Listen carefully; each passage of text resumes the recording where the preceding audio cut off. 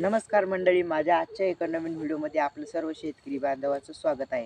तर मित्रांनो, आपण आज बघणार आहोत की धुपट खूप वाढलाय. तरी ह्या 5-6 रोजामध्ये असं धुपट वाढलंय की काही मालांना चांगलाच झटका बसायच्या मागं लागत आहे. म्हणजे तुम्ही म्हणसाल कसं काय बरं? तर मित्रांनो, ह्या 2-3 दिवसामध्ये काही मालांना असा फटका बसणार आहे की त्या मालांना डायरेक्ट गाईच्या गोठ्यामध्ये, गहू असो, हरभरा असो, कोणतंही पीक असो, की त्याला गाईच्या गोठ्यामध्ये टाकावं लागणार आहे. तर मग ते न करता तुम्हाला काय करायचं आहे ते मी आज तुम्हाला सांगणार आहे. म्हणजे तुम्ही गाईच्या गोठ्यात न टाकता आपल्या या पिकाची काळजी घ्या. खर्च करून सुद्धा खर्च निघणार नाही, गॅरंटी देतो. आणि ते पण सांगतो ते बद्दल कसं काय.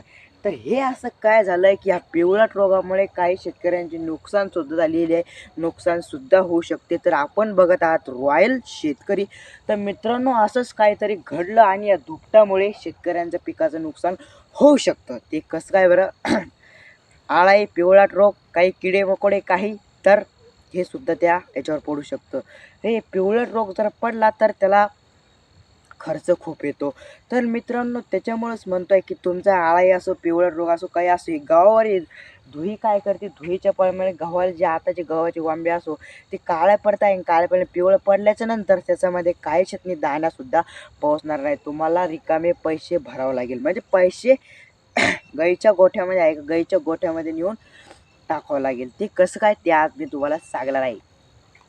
तुमचं जे गहू पीक आहे का बघा, आता हे धुळीचं प्रमाण खूप वाढलेलं आहे. याच्यामध्ये गहू जळलं खोले, आता गहू जळून झाले. काही हरभरा पीक असो, हरभरा पिकावर जास्त पाणी झाल्याच्या नंतर जळून जातं, पाणी शिल्लक होतं, धुळीच्या प्रमाणात रोपटं पडले. याच्यावर जर रोपटं पडलं लवकर गव्हावरती रोपटं जात नाही, त्याच्यावर खूप फवारण्या करावं लागत्या. तर तुम्ही फवारल्याला करता तुमच्या स्वस्तात बसतं हे नियोजन करून गेलं तर तुमचा गहू का गाईच्या गोठ्यातसुद्धा टाकावं लागेल मित्रांनो. तेच व्याज शेतकरी बांधवाला सांगणार आहे. तर शेतकरी बांधवले हा धुळीच्या 5-6 रोजापासून अशी धुळी वाढली की शेतकऱ्यांना फवारणी करू करू दोन-तीन खूप पैसे घालावं लागेल. त्याच्यामुळे तुमची स्वस्तात बसते जी फवारणी आहे ती लवकरात लवकर मारून द्या. म्हणजे तुम्हाला जास्त पैशात जाण्याची गरज नाही. आता गहू नियंत्रण असो, काय माहिती का, गव्हासाठी नियंत्रण.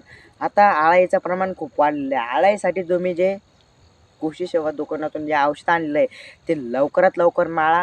हरभऱ्यासाठी पिकासाठी जे औषध आणलं ते लवकरात लवकर मारा.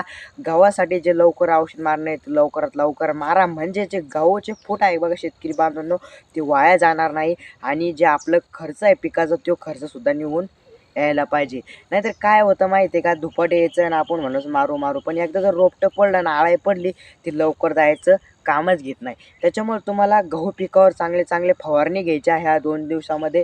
4-5 दिवसामध्ये धुपट खूप वाढला. या धुपटामुळे काही लोकांचे नुकसान पण होत आहे. हरभरा असो, गहू असो, आता लहान लहान मका त्याच्यावरती सुद्धा आळे पडण्याची शक्यता आहे.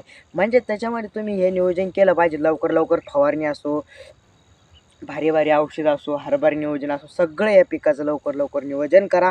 आणि तुमचं गहू, हरभरे सगळी पिकं वाचवा या धुवापासून. आणि धुपट चांगल्याच मालाला झपकावून करणार आहे. तर ह्याचा व्हिडिओ विठर होता. लाईक आणि चॅनलला सबस्क्राईब करायला विसरू नका. तर चला मग मित्रांनो.